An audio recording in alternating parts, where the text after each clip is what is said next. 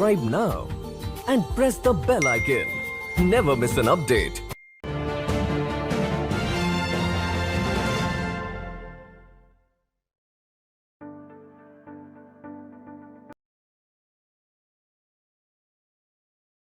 So, namaste, konnichiwa. Welcome to the Nupur Tewari Show. Namaste. Namaste. So, Suzuki-san, you are heading Jetro in India, and you have been heading, like you had in Bangalore. Now you are heading India, entire India. So, what is the difference did you see? Because you have been living in India for a long time. I think 4 or 5 years? No, 5 years now. 5 years now. So when you went there and today's India, especially after Corona, what kind of differences in business did you see? Oh, yes. Okay. Yeah, thank you for the question. First question, the difference between Bangalore and Delhi. Actually, our office in Bangalore is really focusing on the startup or the innovation kind of the topic. Our office in Bangalore is working to connect those Japanese business and Indian startups or any innovative the players for those Japanese companies, the future innovative the business or new business model. So we didn't have the frequent the connection with those existing the Japanese the business, I mean the manufacturing company. But after I came to Delhi, mostly my the communication with those existing Japanese business, and majority is manufacturers. And interesting thing is the perception of those the newcomers who are aiming the startup innovation, and those the existing the Japanese manufacturers very much different was the Indian perspective, and it's a big learning for me, and I think I can the widen my the understanding what can be done to create the more strong the relation between Japan and India. That's my first impression. And the second question is, you asked me, what's the difference Yes. pre-COVID, after COVID, right? Yes. Yeah, I think there are many good news in terms of the Japanese business in India, comparing with before COVID and after COVID, or during the COVID. We see lots of the changes or diversification in a good way of those, mostly those Japanese, existing Japanese companies. Now we have almost 1,500 Japanese companies here in India, and the majority is, as I mentioned, the manufacturers. It used to be their focus is just making India with the possibly the cheap price was a domestic market in India. But now more and more Japanese companies are aiming to export their products to all over the world. From India. So from India. So make in India plus export from India is now that their new motto. And the many of those Japanese companies are now putting the new factory, second factory, third factory, and making the expansion of existing production facility. This is really the good trend. And second trend is that the some of those Japanese companies started to set up the global R&D facility. The one example is Fujitsu. During the COVID time, they prepared, and just after COVID, last year they opened the global R&D center in Bangalore, and their purpose is to get the highest educated talent from India, and they will do the research and development mainly for AI and quantum computing. So the newest technology they try to create in India by Japanese companies, and we have never seen such kind of the activities. This is really new activity, and this must be the new kind of the trend for those Japanese business taking advantage of the Indians' digital capability or the higher educated talent for their creation of the new business model for those Japanese business companies. So this is the number two. And number three is almost the same kind of thing, but many of the Japanese companies now finally keen to take advantage of Indian digital capability or software. I think it's after 20 years, but now many of the Japanese business are very much keen to work together with those Indian IT industry or taking advantage of IT talent. So this is another phenomenon happening after COVID. And I think this is a very, how can I say, a good way to think about the new, relation between two countries' business. Yeah, that's my comment. Yeah. So still it is, as you know, still it is much lesser than China. Do Yeah, you of course. think it you is see, going to increase rapidly? Yeah, very honestly, I would say it will not increase rapidly, but steadily, increasing and diversifying. That is my the convince. And yeah, I mentioned in India there are 1,500 Japanese companies, and in China we can count um, 13,000 or 16,000 Japanese companies. So I think it's more than the 10 times of those are Japanese companies in India already, they're active in China. And I think almost same number are in ASEAN country, even though ASEAN is the big region. So yeah, there are still huge space for us to explore India. Exactly. So now in India, as you know, every state is having their own kind of roadshow. They're inviting the investors, the companies. Do you think it will help Japanese businesses to be more enthusiastic to come to not only Gurgaon or Nimrana or maybe southern part of India, but the other state also? What is your opinion on that? Yes, of course. I really appreciate those state governments' effort to expose themselves to Japanese business community. For example, Odisha Chief Minister, he led the delegation and visit Japan. And maybe the majority of those Japanese business community don't know much about Odisha. So must be a good chance for them to know what is happening the eastern part of India. That's a good thing. But the comment or the suggestion to the state government is that the most of the case they try to explain what is the good point of their state only in India. So, for example, Odisha is better than other states, something like that. Odisha is the best place in India. But I'd like to,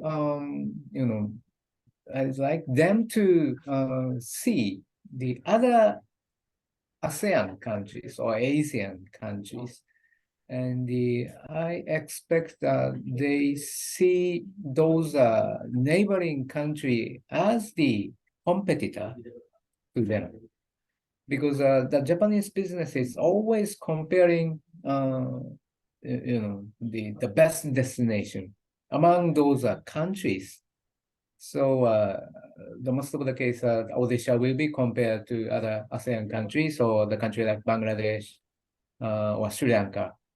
So if the Indian state government has more the global sense to compete with those the other ASEAN countries, that will be more, how can I say, the reasonable and easy to persuade those the new investors from Japan.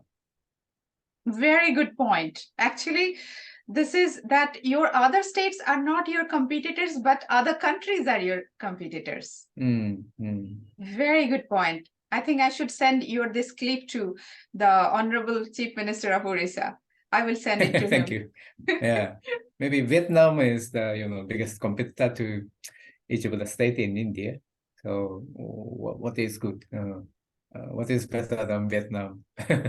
Might be a very good the point.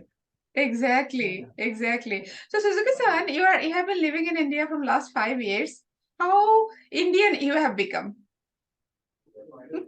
Well, yeah, of course, since last year, March, April, the situation is almost normalized, and it continues up to now, and that's really nice.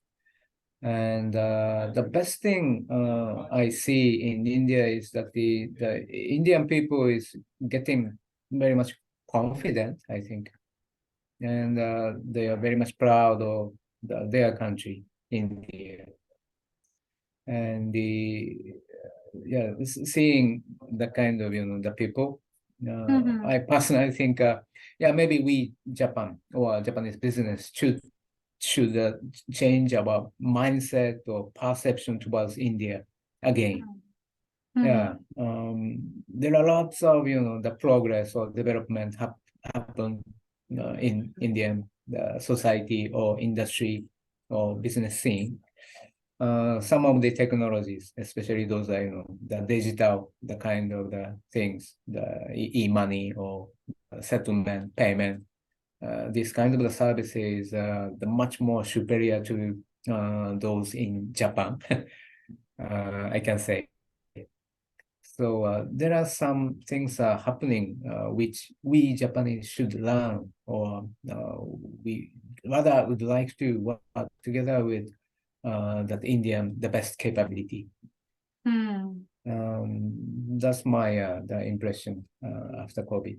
After COVID, yeah.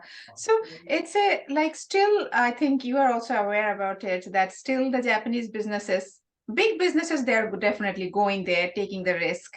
But still, I think, many businesses, they still have dilemma about India. That Indogene, that ne is kind of, taking somewhere like where we don't know.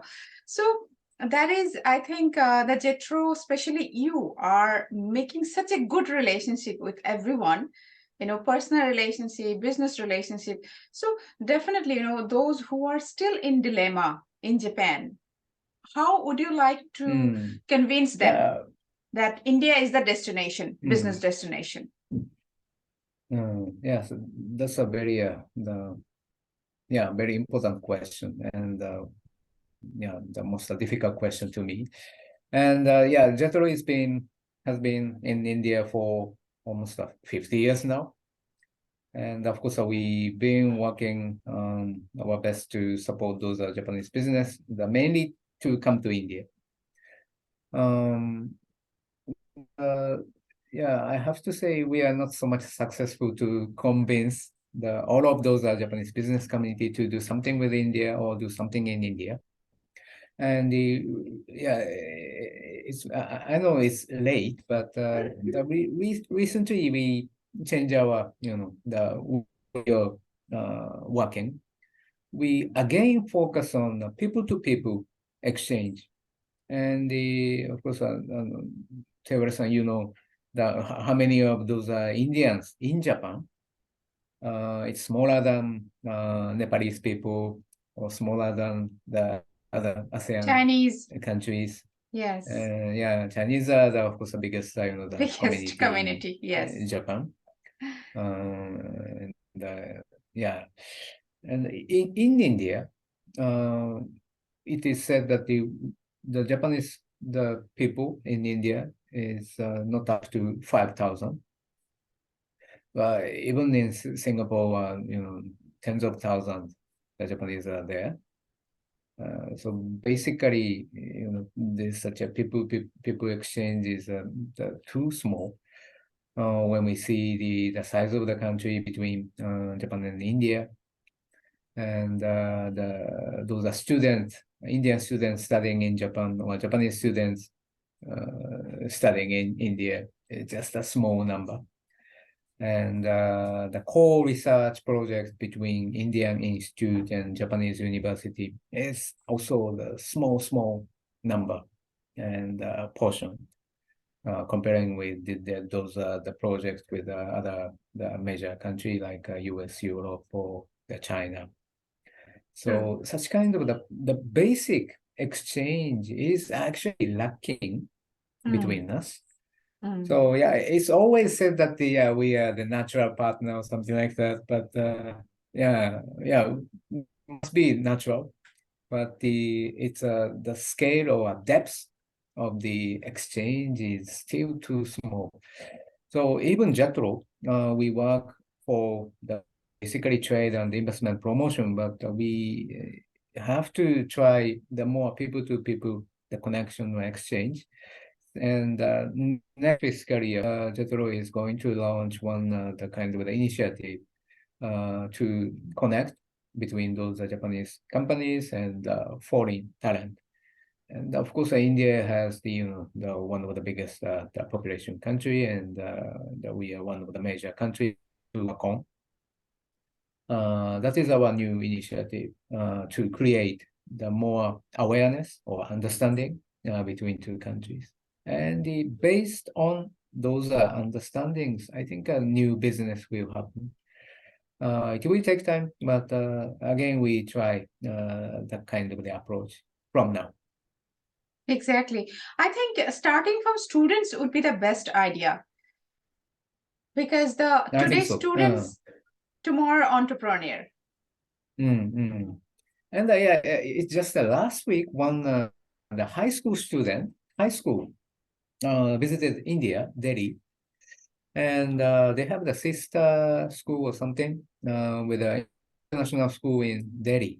And yeah, after COVID, finally this kind of the physical exchange happens, and I hope more will come, and I hope more Indian the students will visit Japan too. Exactly. I personally have a plan from July to take students to Oh, is it? India. Yes, Yeah, very good. Yeah.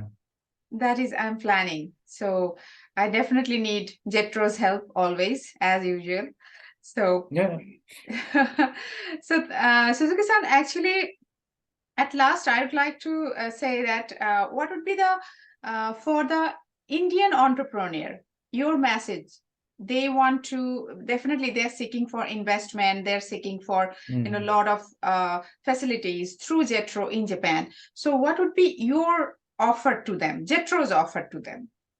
Okay. Yeah, for Indian entrepreneurs, the startups, actually we have one of the bigger initiative called the J Bridge. That initiative will support the connect between foreign startups and Japanese corporate. And yeah, as I already mentioned, India is one of the bigger the system for the startups. And for us, one of the major destination is India. And we are making effort to connect those Japanese corporate and Indian startups to create the new business model in every market in the world. So there must be the chances for the Indian startups to work in the Japanese market or together with Japanese corporate towards the world market, even to Africa. That we are trying to create. So any concern towards the Japanese business, please contact us. The Jetro, we have 5 offices in India. Delhi, Mumbai, Ahmedabad, Chennai, and Bangalore. So please feel free to contact us. You have 5 offices. How about eastern part of Yes. India? Why didn't you open up an office Unfortunately, there? no. Yeah. Some of my colleagues are saying that the Jetro should be in Kolkata. Some are saying should be in Hyderabad.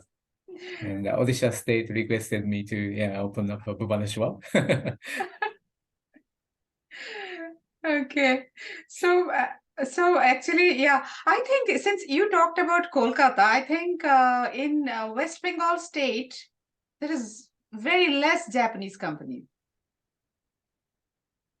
Yeah. So, based on the activities of those existing Japanese companies, we have 5 locations. So, so I just would like to, mean that the eastern part is still, the blank for those are Japanese business. So there is the much space to explore. Exactly. But Much. good trend is that recently some Japanese companies are very much keen to explore the tier 2 city market. For example, Yakult, the drink. Yes, Yakult. They are very much active to work in the tier 2 city in India. So that kind of the approach is now happening. So maybe in near future we have to have an office in Kolkata. Yeah. Look forward to that. I'd love to be there when the inauguration happens. So, Of course. Yeah, I will invite. Thank you. So, Suzuki-san, now Bangalore, now it's Delhi. Bangalore, it was southern part of India. This is different kind of food. In Delhi, mostly about the, Punjabi kind of food. So, are you enjoying like the northern part of India's food also? Yes, of course. I always like the Indian food. So, you are more Indian or more Japanese? I'm Japanese. I'm Japanese who likes India. Yeah. I'm Japanese who likes India. That's great. That's wonderful. Yeah. So actually, Suzuki-san, as I told you that we are going to come with a magazine called Connect India Japan. Great, because this is a kind of first time initiative between two countries. Yes, of course. I said the initiative to create the portal, the site, and the magazine is the most how can I say needed the thing between two countries, because I already mentioned very much basic understanding between the two countries. People is the most the necessary towards further development of any relation between two countries. So I really appreciate the initiative, and definitely I'm looking forward to work together with your initiative. Thank you so much. Thank you so much for joining us, Suzuki-san. And I'm looking forward to having you again and again for the India and Japanese business. So we can really connect both countries like never before. Thank you so much. Arigatou gozaimashita and namaste. Namaste. Thank you very much. Subscribe now and press the bell icon. Never miss an update.